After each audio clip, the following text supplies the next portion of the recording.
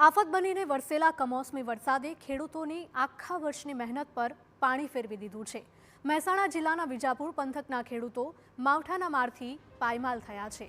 ખેડૂતોને આશા હતી કે આ વર્ષે સારો મગફળીનો પાક થશે અને આપણી મહેનતનું ફળ મળશે, પરંતુ જ્યારે પાકની લણણી કરવાનો સમય આવ્યો ત્યારે જ માવઠાની આફત ત્રાટકતા ખેડૂતોનો મગફળીનો પાક નિષ્ફળ ગયો અને હવે ખેડૂતોને રાતા પાણીએ રોવાનો વારો આવ્યો છે। વિજાપુર તાલુકાના સંઘપુર, સાંગાપુરા, વજાપુર, ભાણપુર સહિતના વિસ્તારમાં ખેડૂતોની હાલત કફોડી બની છે। ખેતરમાં વરસાદના પાણીમાં પલળેલા મગફળીના પાથરા પણ અહીંયા જોવા મળી રહ્યા છે। જગતનો તાત વલોપાત કરી રહ્યો છે। મગફળીનો પાક પલળી જવાથી મગફળીના દાણામાં વ્યાપક પ્રમાણમાં નુકસાન થયું છે। મગફળી કાળી પડી ગઈ છે અને ફૂગ લાગી ગઈ છે અને સૌથી મોટી સમસ્યા એ છે કે જમીનમાં મગફળીના જ અંકુર ફૂટી ગયા છે।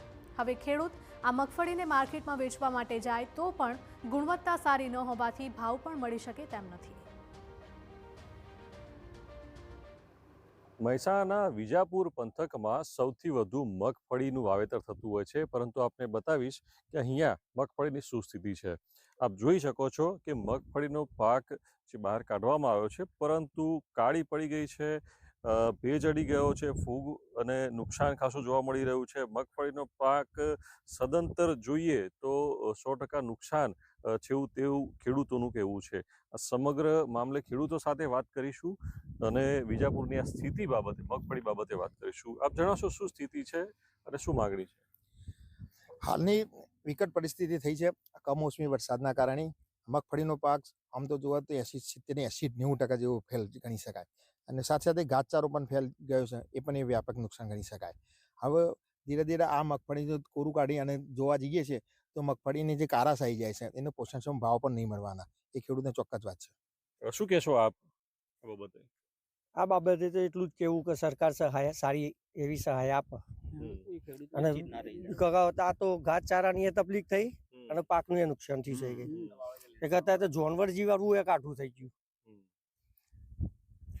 તો આ હતા વિજાપુર વિસ્તારના ખેડૂતો કે જેઓ એક આશા રાખી રહ્યા છે કે સરકાર જે કઈ સહાય આપે, સારી સહાય આપે, જેના કારણે તેમને જે વાવેતર કર્યું છે, જે આશાઓ સાથે વાવેતર કર્યું છે, જેના પર એમનું જીવન નિર્વાહ છે, એમનું પરિવારનું જીવન નિર્વાહ હોય છે, એ પાકને આ નુકસાનને કારણે એમને ભારે માઠી અસર થઈ છે।